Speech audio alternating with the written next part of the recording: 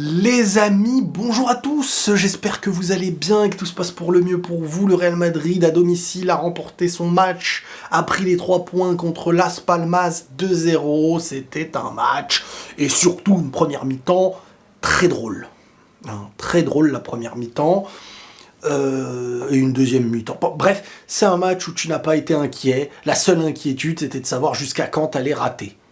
En première mi-temps, c'était incroyable. Donc, dans ce match, la nouveauté, il n'y avait pas Bellingham pour la première fois de la saison, tu fais reposer. Et devant, tu avais un genre de trio qui allait être un double offensif attaquant de Rodrigo Joselu. Et derrière eux, tu avais Brahim Diaz. Au milieu, tu avais Valverde, Tchouaméni, Camavinga. Et derrière, à droite, tu avais Nacho, Alaba, Rudiger, Mendy et Kepa. Donc, comme je vous dis, ce match contre Las Palmas, franchement, la seule inquiétude, comme je vous dis, c'était de savoir jusqu'à quand t'allais rater. Et il y en a eu, je pense qu'il y a peut-être un petit record de ratés, là, sur ce match.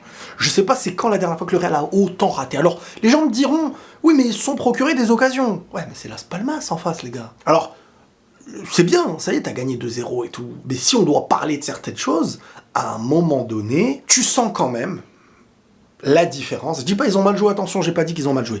Mais tu sens quand même la différence de joueurs là, qui sont des joueurs B, des joueurs remplaçants. Joselu, Brahim Diaz, et accompagné d'un accompagnateur. L'accompagnateur offensif qui peut être titulaire, même dans des gros matchs, c'est Rodrigo. Mais Rodrigo, c'est parmi les titulaires quelqu'un qui accompagne et qui n'est pas porteur des titulaires. Je sais pas si vous voyez ce que je veux dire. Rodrigo accompagne bien les très grands. Rodrigo n'est pas le très grand qui va se faire accompagner. C'est pas le leader. Il est bon, il fait des petits choses, mais il y a un manque de tueurs. Il n'y avait pas de tueurs. Là, tu pars pas à la chasse avec un loup, quoi. Hein. Là, tu pars à la guerre avec une petite épée. Une épée, mais qui coupe pas trop, quoi, tu vois. Joselu, lui, en a fallu 1000. Brahim Diaz, ça va une ou deux, ça va. Brahim Diaz, c'était pas 1 million qu'il lui en fallait non plus. Mais bref, tu dominais. À un moment donné, tu dis, bon, on va marquer quand même. Non, ça va marquer quand même. Ça va marquer quand même. Jusqu'à un moment donné où je me dis, ils ont tellement raté qu'ils perdent en lucidité et qu'en face, à la moindre occasion, ils vont planter. Joselu, même s'il met une très belle tête en deuxième mi-temps, et c'est assez intelligent dans un match comme celui-ci de ne pas le sortir à la mi-temps parce que tu vas le tuer. Heureusement que tu marques 1-0 à la mi-temps aussi, parce que peut-être que t'entames une deuxième mi-temps, on sait jamais. Tu perds à là-bas, blessé. Je vous avais dit de manière que petit à petit, là, il y allait avoir des blessures encore. Donc, Joselu, on va parler un petit peu du cas Joselu. Joselu, il se procure des occasions. Joselu, dans la zone, t'arrives à le trouver. Joselu, c'est quand même plus plaisant, un Joselu qu'un Jovic. Hein. On est d'accord. Malgré que Jovic, pour moi, est un joueur qui a plus de ballons, c'est quand même plus facile de trouver un Joselu qui se rend disponible et tout, mais c'est vrai que Joselu, c'est un joueur de zone. Et dans la zone, il a été servi plusieurs reprises. C'est beaucoup de ratés. Alors dernièrement, il y avait des poteaux et tout. J'attends le Joselu où tu le trouves pas beaucoup, mais quand tu le trouves, il plante. Parce que tu sais que, à la moindre... Bon, après, c'est ça la différence entre des vrais joueurs titulaires et des joueurs qui sont de base remplaçants dans un club comme le Real. Hein. On peut pas lui en vouloir. S'il rentre en jeu et qu'il apporte comme ça, moi, je suis content. C'est aussi la faute du Real de ne pas avoir ce véritable numéro 9. Bref. Deuxième mi-temps, par contre, il met une très belle tête sur un beau centre de Rodrigo. Et première mi-temps, Brahim Diaz aussi, qui met son beau but, alors qui accompagnait les deux attaquants, qui, à la base, Brahim Diaz n'est pas réellement un 10, et Rodrigo n'est pas un attaquant de base. Bon, maintenant, un buteur en tout cas. Maintenant, Brahim Diaz, il y a du bien et il y a du moins bien, je veux dire... Il y a du bien dans le sens où il se passe des choses quand même quand il a le ballon, ça percute, ça cherche à créer le duel, à éliminer.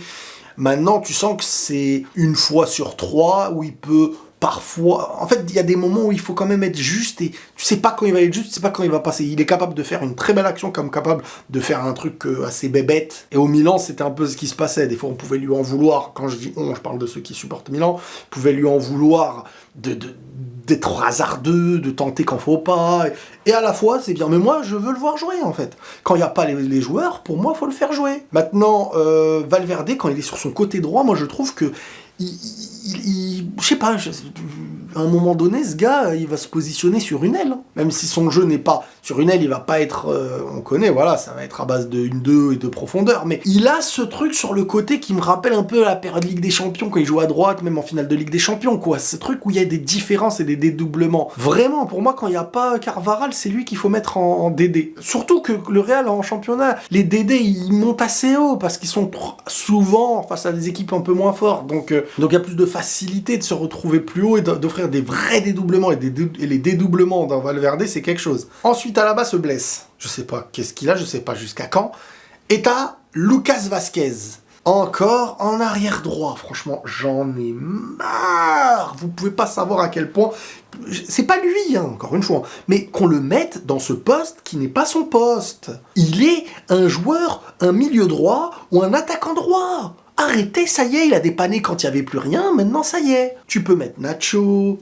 Tu peux mettre Valverde, tu peux mettre beaucoup de joueurs devant lui. Lui, fais-lui plaisir, mais le plus haut, et je suis sûr qu'il sera plus lucide et qu'il fera des meilleures choses. Tu lui demandes d'être en confrontation face à des mecs qui sont des dribbleurs à ce poste-là. Et son apport offensif, même s'il fait le bon choix et il fait la passe décisive à Brahim Diaz, ces apports offensifs ne sont pas des apports hyper explosifs, hyper intensifs, tu vois, c'est pas du Fran Garcia où tu sens qu'il y a du bagage physique pour partir, il y a des poumons, quoi. Même si j'ai bien aimé son entrée, Fran Garcia au passage, et même Lucas Vázquez, hein, qui fait pas une entrée mauvaise. Et t'as l'entrée du retour de l'enfant prodige, Vinicius, notre frérot national.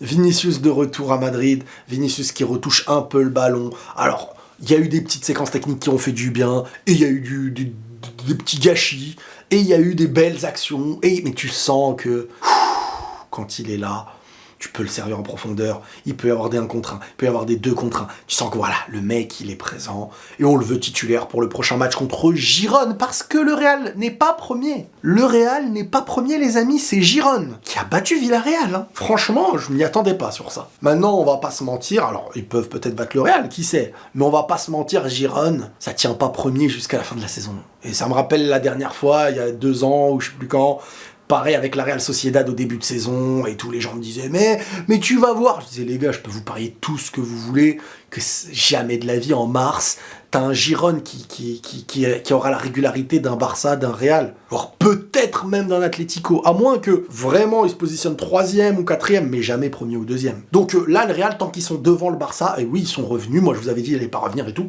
je vais pas dire j'ai surestimé la capacité de régularité d'un Barça qui nous a habitués à être beaucoup plus réguliers, puisque c'est de la déception les 2 derniers matchs, malgré la remontada de l'avant-dernier pour le Barça, mais ils nous ont quand même assez déçus quand on se positionne de manière neutre dans ce qu'ils ont proposé face à des équipes qu'ils pouvaient tuer. On a fait les débriefs du Barça, c'est autre chose. Maintenant, c'est quand c'est samedi, 16h et quelques, Girona Real Madrid, c'est bien chez Girone. Donc à l'extérieur, le Real va affronter les premiers, et le gagnant sera premier, ou restera premier.